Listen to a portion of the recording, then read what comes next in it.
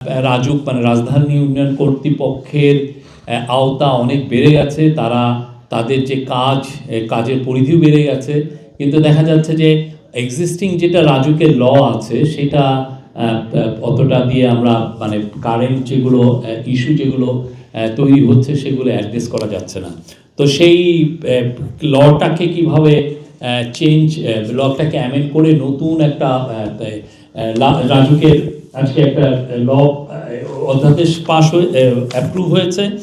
এটা হচ্ছে রাজধানী উন্নয়ন কর্তৃপক্ষ অধ্যাদেশ 2025-এর। এটা একটা খসড়া নীতিগত ও চূড়ান্ত অনুমোদন হয়েছে। এখানে মূল ফিচারগুলো ছিল যে আপনি জানেন যে অনেক ক্ষেত্রে এই খেলার মাঠগুলোকে আমরা নষ্ট করে ফেলি, তারপরে একটা ভূমির তো বিভিন্ন রকমের বিন্যাস থাকে, এটা কি জলাভূমি নাকি এটা উঁচু ভূমি, তো দেখা যায় যে ওই জায়গাটা অনেকে চেঞ্জ করে এটাকে রাজুকের ভিতরে থেকে বিভিন্ন ধরনের স্থাপনা তৈরি করেন। তারপরে এটাকে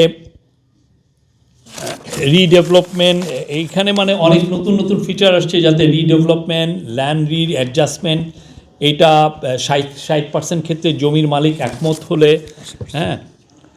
এই পদ্ধতিতে প্রকল্প বাস্তবায়ন, এগুলো এই লতে আছে, এই অধ্যাদেশে আছে। আর এই সময়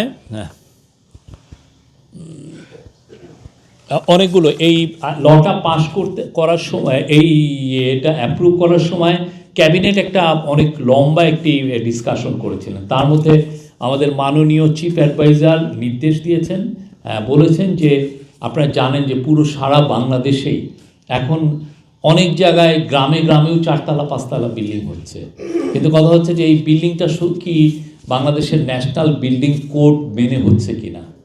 আমাদের এখানে কিছুদিন আগেও একটা ভূমিকম্প হয়েছে, আমাদের ফায়ার হ্যাজার্ড সবসময় আছে, ফায়ার লেগেই যেতে পারে। তো এখন জনজীবনকে প্রোটেকশনের জন্য আমরা যে বিল্ডিংগুলো করছি সেখানে কি অ্যাডুকুয়েট ফিচার আছে কিনা, এটা কি ভূমিকম্পকে প্রতিহত করতে পারবে কি, বা এটা কি সহনীয় কিনা, বা এখানে ফায়ার সেফটি মেজার নেওয়া আছে কিনা। সেই জন্য আজকে চিফ অ্যাডভাইজার বলেছেন যে এমন কোনো অথরিটি করা যায় কিনা যেটা সারা বাংলাদেশেরই আসলে এই ভবন কনস্ট্রাকশনের অনুমোদনের এটা কাজ করবে। রাইট নাও যেটা আছে যে সেটা হচ্ছে যে রাজুকের এরিয়ার মধ্যে এই বিল্ডিং নির্মাণের ক্ষেত্রে রাজুকের অনুমোদন লাগে, কিন্তু অনেক ক্ষেত্রে সেটারও ব্যর্থ হয়েছে, যেটা আমরা মাইলস্টোন স্কুলের ক্ষেত্রে আমরা দেখেছি। তো মাইলস্টোন স্কুলের মাঝের সিঁড়িটা ছিল, দুই পাশে কোনো সিঁড়ি ছিল না, ফলে যখন তার উপর একটি বিমান বিধ্বস্ত হলো, সেই বিমানের ফলে যেই বাচ্চা আমাদের ছেলে মেয়েরা, তারা আপনারা দেখেছেন কি নির্মম একটা ট্র্যাজেডি হলো। তারা আসলে যদি দুই পাশে স্টেয়ারকেস থাকতো, সিঁড়ি থাকতো, তাহলে হয়তোবা এতগুলো আমাদের ছেলে মেয়েদেরকে আমরা হারাতাম না।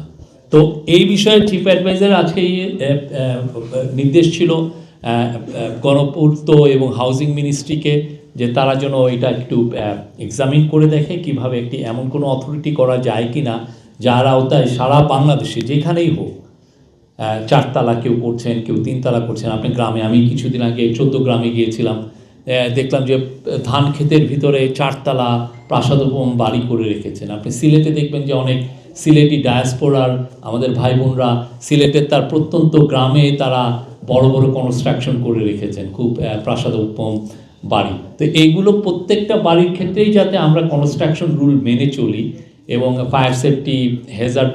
ফায়ার সেফটিটাও ইনশিওর করি, সেই জন্য উনি আজকে এই খুব একটা নাতিদীর্ঘ একটা আলোচনা হয় এবং এই বিষয়ে চিফ অ্যাডভাইজার নির্দেশ দিয়েছেন। আর মাইলস্টোন বিল্ডিংয়ের ক্ষেত্রেও যাতে মাইলস্টোন স্কুল তার বিল্ডিংটা যাতে কমপ্লায়েন্স মেনে চলে, সেই জন্য এই মিটিংয়ে বলা হয়েছে।